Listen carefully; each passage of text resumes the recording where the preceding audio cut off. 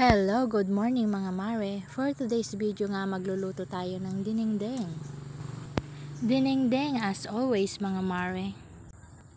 At dahil wala pa tayong pambili ng masarap na ulam ngayon mga mare, magtiyaga muna tayo sa mga gulay.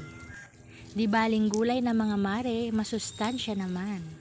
Kumuha ako ng dahon ng malunggay dyan, dahon ng lukbati, bulaklak ng kalabasa, bunga ng kabatiti at talbos ng kalabasa. At syempre hinugasan ko na rin mga mare para ready to cook na lang. Bago ako magluto ng dinengdeng mare, nagprito muna ako ng tilapia.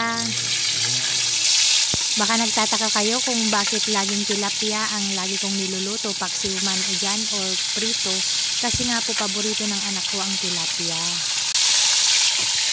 At pagkatapos ko pong nagprito, nagsalang na po ako ng tubig para sa dinengdeng. Mabilis ang transition mga mare. Ayan, kumukulo na. Tinahog ko na rin po mga mare ang dalawang prito na isda. At saka nilagay ko na rin po ang mga dahon. Pagkakulo na mga mare, ayan, pwede na. Let's eat. Fast forward nga mga mare, kinabukasan, pauwi na kami galing sa school.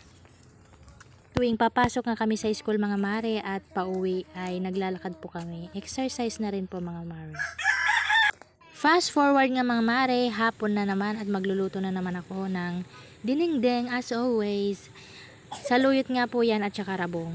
Hindi ko na po pinakita sa inyo kung paano lutuin.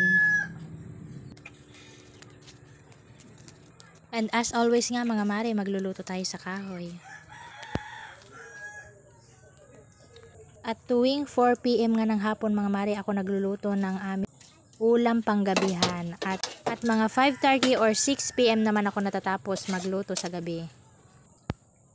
At pagkatapos nga kaming kumain mga mare, konting patalastas naman para sa anak ko.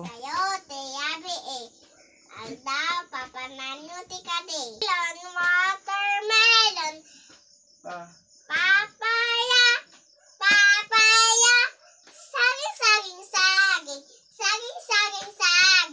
fruit salad, may lobo, lumipad sa langit, hindi ko na nakita, pumutok na pala, sayang ang pera ko, pinangbili ng lobo, nagkain sana, nabosog pa ako, elepante,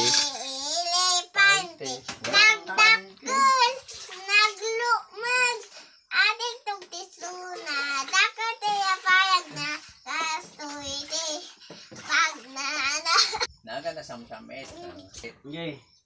Atapusak na basi, jayuyat na nangin.